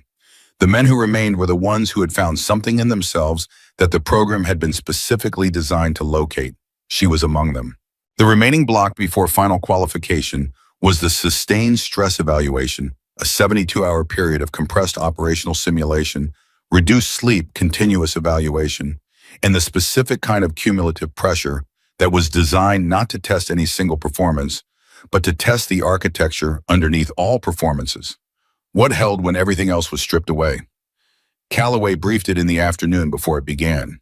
You will be evaluated continuously for the next 3 days, he said. There is no off period. There is no recovery block. Evaluation windows will occur at unpredictable intervals. You will not be told when you are being assessed. You will perform as though you are always being assessed. He paused. Because you are. She went into the 72 hours with the same internal framework she carried into everything her uncle's framework built on the foundation that preparation was the only thing that gave you permission to be calm when calm seemed unreasonable. Hour 1, a night navigation exercise in the rain. She moved through it. Hour 6, a precision engagement at 3:15 in the morning, targets set while candidates were in a rest period that was designed to feel like sleep, but was legally 37 minutes of lying still. She transitioned from horizontal to shooting position to engagement in under 4 minutes and hit the primary target at 400 yards in the dark. Hour 14, Garrett went down. Not out, not eliminated. He went down physically.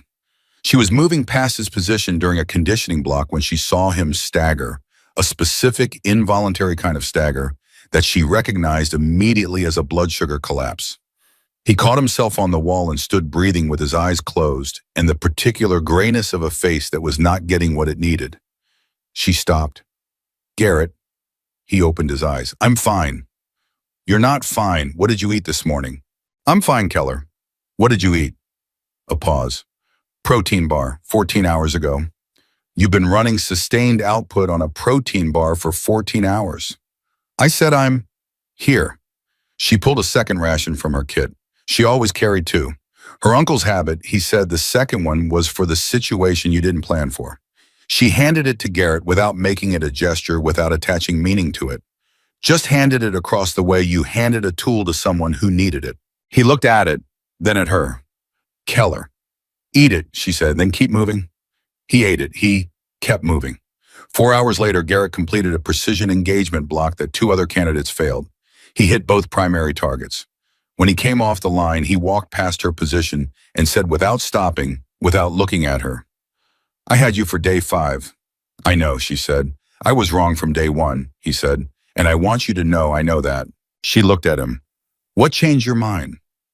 He almost smiled. The creek crossing, he said, day one nav. I knew what reading that bank required, and I knew you read it. Everything after that was just me being slow. He kept moving. She kept moving. Hour 31 was the moment the program nearly broke her, and she would acknowledge this to herself later as the only honest accounting of what happened.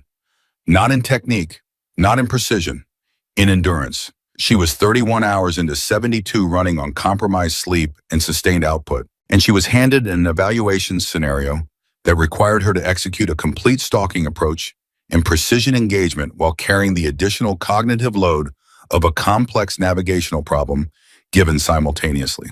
It was designed to overload, not to eliminate, but to overload, to find the ceiling of what she could hold at once and press against it until she discovered where it was. She almost missed the shot, not by much, but she felt it, the slight fractional degradation in her reading of the wind that came from a mind that was too full, and she caught it at the last possible moment and recalculated and fired, and the round hit inside the scoring zone, but not at center. She heard the call. Scoring hit, not optimal. She broke down her position and moved to the extraction point and stood in the gray, exhausted air and had a very direct, very private conversation with herself. Not self-criticism. Assessment. Where did the degradation come from? How did she compensate? What did she carry forward? She identified it, filed it, and rebuilt her cognitive architecture for the remaining 41 hours. The same way she had rebuilt every process that hadn't been perfect, not by discarding what had failed, but by understanding exactly why it had failed and changing the specific thing that needed changing. Webb was at the extraction point. She didn't know if he'd seen the shot. She didn't ask. How are you? He said. Recalibrating, she said. He looked at her for a moment. You know the difference between a miss and a teaching, he said. Yes, she said. I just had one. He nodded. Then you're fine. Hour 47 was the one that would later be described in the program's internal assessment as the defining evaluation moment of the cohort. The scenario was complex moving target engagement at unknown distance in degraded visibility during a weather shift that changed wind conditions mid-approach. The variables were intentionally stacked. The assessment panel, which included 2 officers from Base Command who had come down in response to Pruitt's now-resolved review request, she realized, because they wanted to see the candidate, at the center of it was watching from a position that the candidates could see but were not supposed to acknowledge. She acknowledged nothing. She read the scenario, built her approach, and began. The target was at what she estimated at 850 yards. The wind was shifting not irregularly like day 12, but in a clear rotation pattern that told her a pressure system was moving through. She could use that. A rotating wind followed predictable geometry if you mapped the rotation's center and direction. She moved into position. 40 minutes of approach. No sounds from the panel. She was aware of them the way she was aware of everything in her field present in her assessment, not in her attention. She read the wind rotation, mapped 3 points of its arc, calculated the position of the round in its flight path against the rotation's progression. She waited for the specific intersection of wind position and flight time that she'd calculated. She fired. The round traveled 861 yards, the exact distance Callaway would confirm in the subsequent evaluation, and struck the moving target in the primary scoring zone. The assessment panel was silent. Not the silence of expected outcomes. The silence of people who had come with a specific set of assumptions and were now encountering the gap between those assumptions and what was in front of them. One of the officers from Base Command, she never learned his name, said something to the person beside him. She was too far to hear the words. She heard Callaway's response, which was nearer. Day 13, Callaway said. She's been doing this since day 1. She lay still in her position for the standard post-shot interval. 861 yards. Moving target, rotating wind. She thought about her uncle. She thought about what he would say if he could see this moment, not the result, but the moment. The 31-hour hit that wasn't perfect. The creek crossing on day 1. The 14-year-old girl on an Oregon ranch who put her eye to a scope and looked first at the wind. She thought he would say, now you know what you built it for. She thought he'd be right. She rose from her position and began the movement to extraction. Behind her, the assessment panel was still talking in the voices of people who were no longer certain about something they had been very certain about before they arrived. She let it happen behind her. She kept moving forward. That was, she understood, the only direction that had ever been available. She came out of the 72 hours on her feet. That was not a given. 3 candidates did not. 2 were medically evaluated and cleared, but administratively withdrawn. Their bodies had held, but the sustained stress block had revealed structural gaps in their technique that the program's standards did not allow for. One candidate, a man named Okafor, who had been among the strongest physical performers in the cohort, made a decision in hour 68 that he would later describe, she heard secondhand, as the clearest thinking he had done in the entire program. He walked to the evaluation station and withdrew voluntarily. Not from failure, from the honest recognition that what this program was building toward was not something he was built for. She respected that more than she could say. She came out of 72 hours with 11 other candidates, 11 from 28. She was the only woman. Calloway gathered them in the briefing room, the same room where he had delivered the opening address that felt now like it belonged to a different era of her life. He stood at the front with his hands clasped behind his back and looked at the 11 people in front of him with an expression that was not quite what it had been on day one. Still flat, still undecorated. But something underneath it had shifted a quality she read as something close to recognition. Not warmth, something more precise than warmth. The acknowledgement of people who had proven something specific. You are 11, Baron, he said. You began as 28. The mathematics are what they are. He paused. Final qualification begins in 36 hours.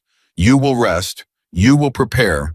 You will report to the range at 0500 in 36 hours, and you will perform at the standard this program requires. Questions.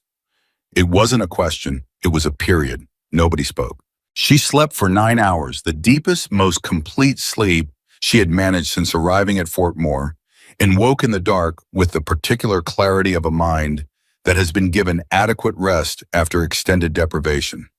Everything felt sharp, present, the way the world feels when you have been running on insufficient light for a long time and someone finally turns the real lights on.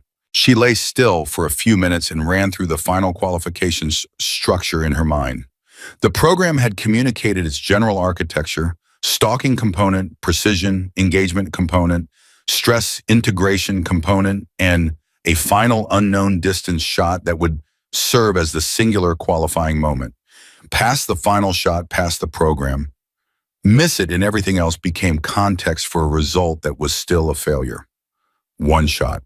Everything she had built, everything she had endured, everything she had carried through 28 days of a program that had started by throwing her bag in the dirt, all of it would be present in that one shot, and none of it would matter if the shot didn't land. She understood this completely. She had understood it since the first day. She thought about her uncle.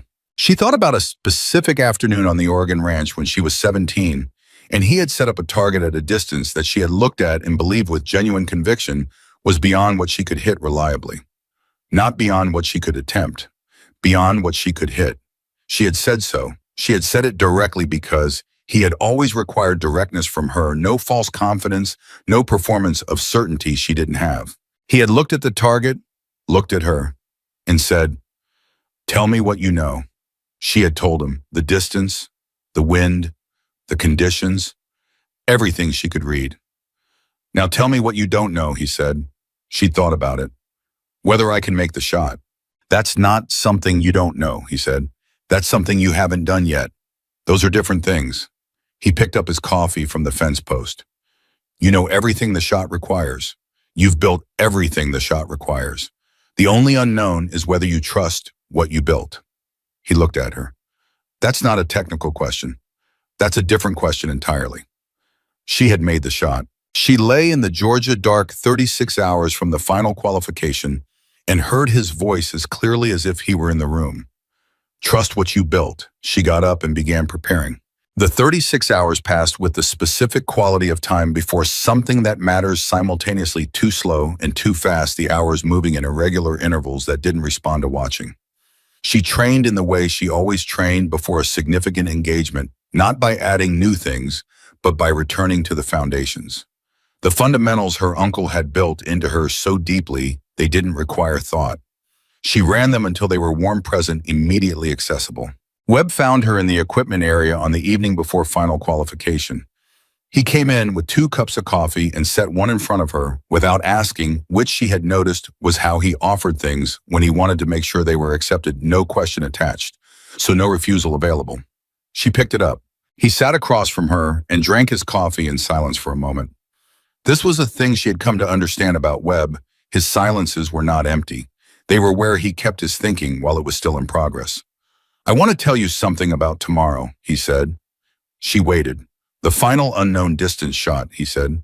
"The panel is going to include the 2 officers from base command, the ones who came down for the review." She absorbed that. They stayed. "They stayed," Webb confirmed. "Officially, they're here for a program assessment review.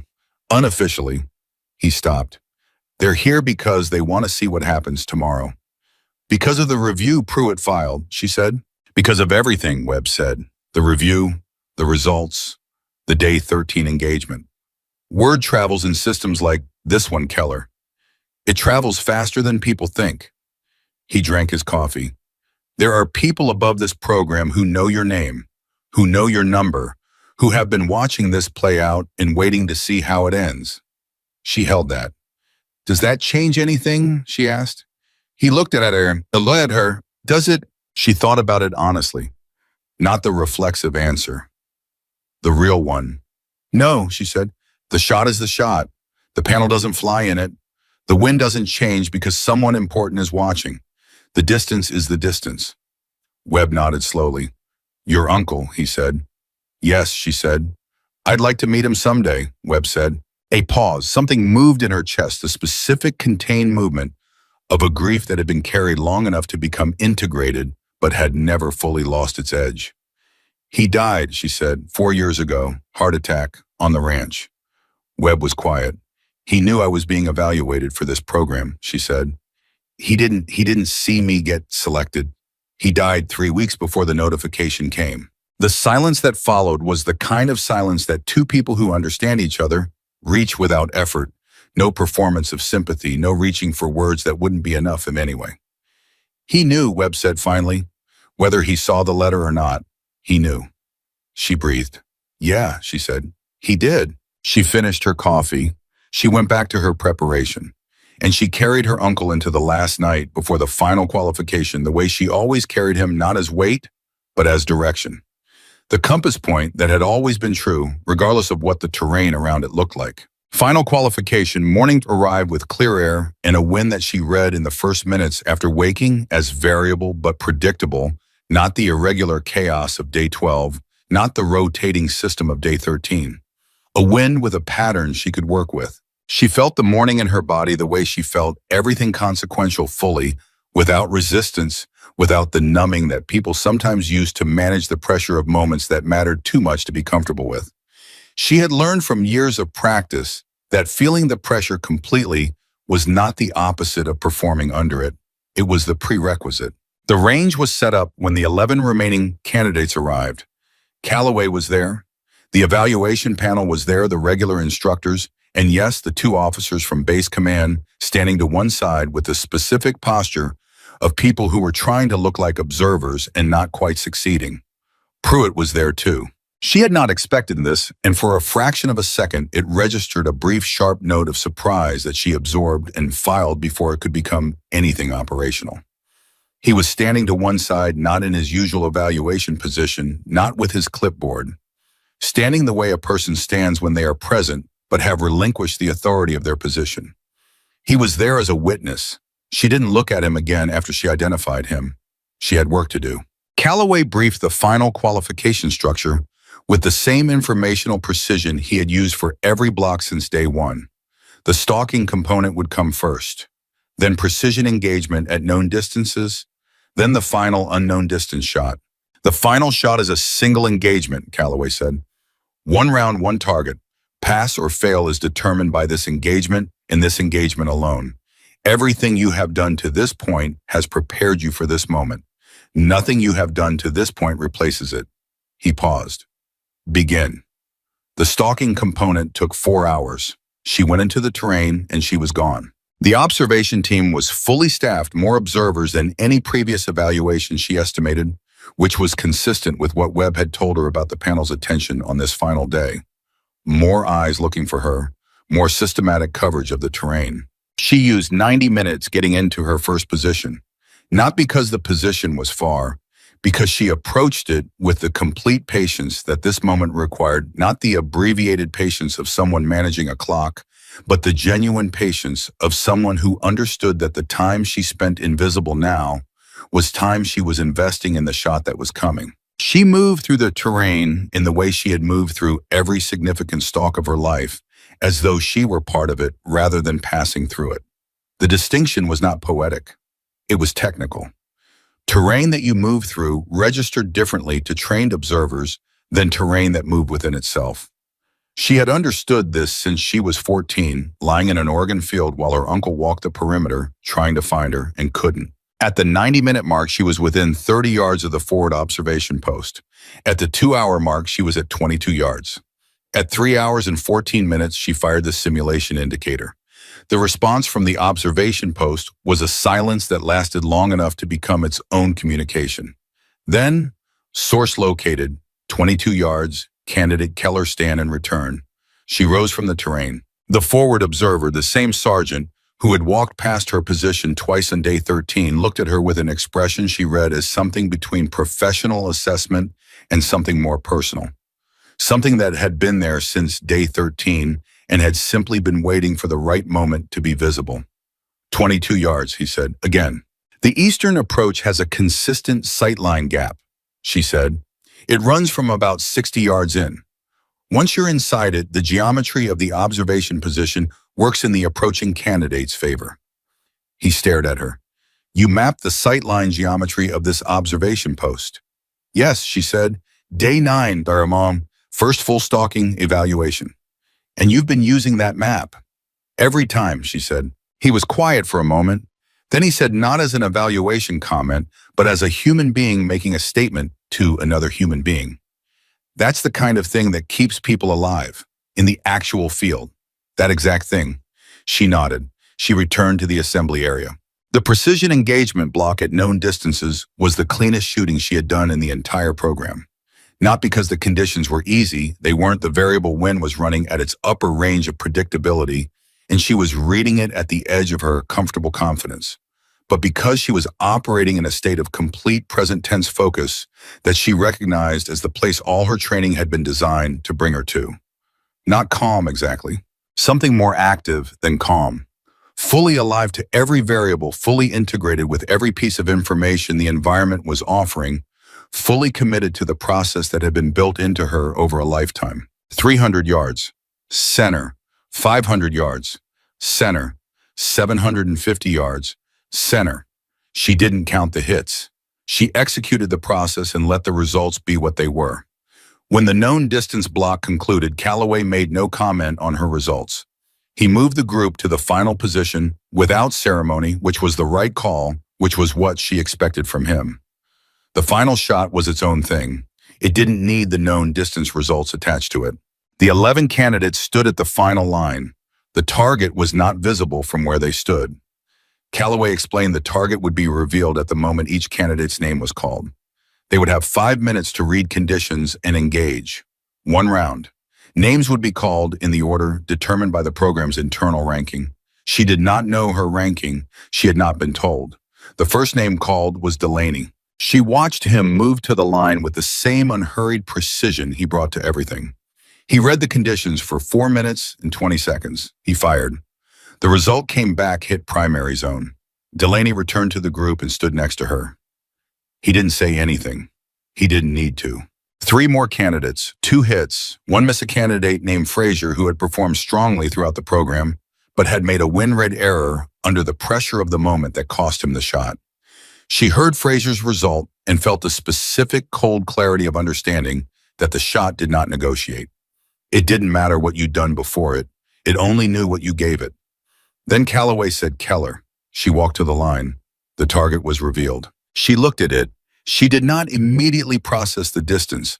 She let her eyes take it in naturally the way her uncle had taught her, and let her experience visual system make its initial estimate before she engaged the analytical layer. Her visual estimate somewhere between 900 and 950 yards. Then she read the wind. This was the moment, not the shot the read, because the shot was only as good as the information that went into it, and the information only as good as the quality of attention she brought to gathering it. The wind was running from the northwest dominant, but with a secondary influence from the terrain, break to her left that was deflecting the lower air column slightly south. She felt the two layers in it. She felt the differential. She mapped the interaction between them along the flight path's geometry, estimating where the dominant layer would yield to the deflected layer and where the round would be in its arc at that intersection. She spent 3 minutes and 40 seconds on the read, 1 minute and 20 seconds remaining. She settled into her position. The position her uncle had built into her muscle memory over 6 years, the specific complete geometry of a shooter who was not fighting her equipment, not fighting the terrain, not fighting the wind. A shooter in complete integration with all of it. She breathed in, she breathed halfway out. She found the stillness inside the breath, the half-second window that her uncle had first identified in her when she was 12 years old and said was the specific physical thing that most people never found. She fired. The round traveled 908 yards. The silence that followed was the longest silence of her life. She did not move. She held her position. She kept her eye at the scope even though the round had already landed because her uncle had taught her that you stayed on the result until it was confirmed that you did not assume that you respected the shot enough to wait for the truth of it. The call came from the target station. Hit, primary zone, 908 yards. She heard the assessment panel before she heard the candidates around her. She heard one of the base command officers say something she couldn't fully catch, and then she heard the response from the other, clearly because he was not trying to keep it private. That's a program record at final qualification. Calloway's voice from behind the line. Confirmed, program record, final qualification shot, candidate Keller. She lowered her rifle through the standard sequence. She stood up. Webb was the first person she saw when she turned from the line. He was standing with his arms at his sides in an expression she had not seen on his face before. Not the assessment face, not the careful neutral face, not the face of a man running calculations. Just a person looking at another person with the open, undefended recognition of something that mattered. He didn't say anything. She didn't need him to. Garrett was next to him, and Garrett said out loud without qualification, without the careful hedging of a man protecting a prior position. That's the best shot I have ever personally witnessed. I need everyone here to know that I said that. Torres put his hands on top of his head and looked at the sky. Delaney walked to her and extended his hand. She shook it. He held the grip for a moment and said quietly, "He would be proud, whoever taught you." She held that. "He was," she said. "I think he already was." It was Pruitt who surprised her most. He had been standing to the far side of the panel since the final shot.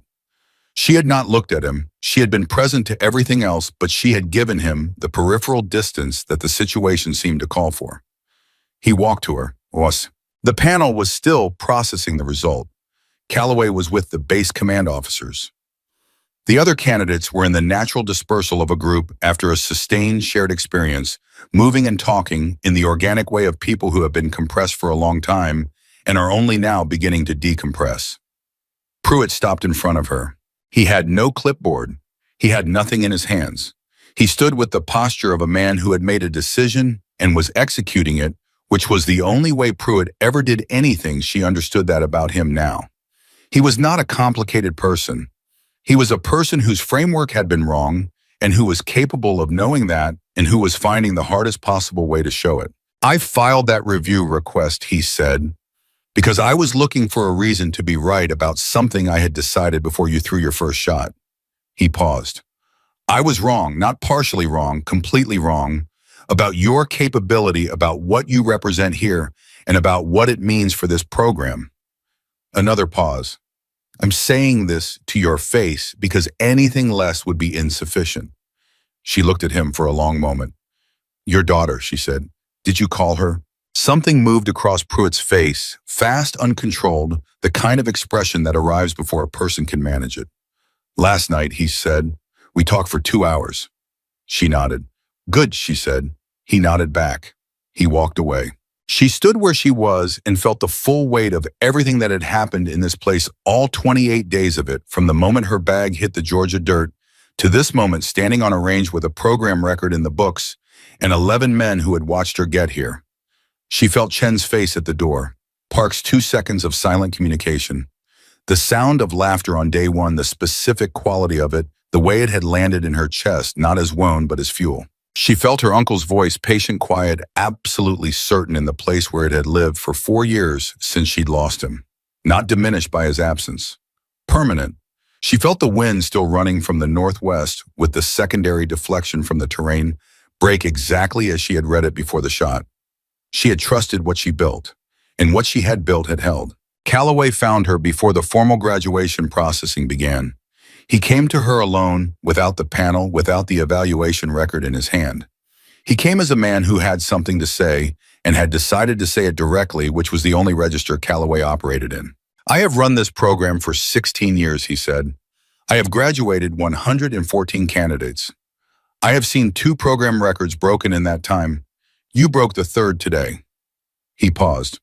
"I want to be precise about something. When I say program record, I mean across all candidates, all cohorts, all conditions. You hold the final qualification distance record for this program, regardless of any other context." She held that. "Calloway," she said. "Keller." "Thank you," she said, "for the 11 o'clock report." He looked at her for a moment. Something that might on another face have been a smile moved briefly at the corner of his expression and was gone. "The data was the data," he said. "I reported it." He walked back toward the panel.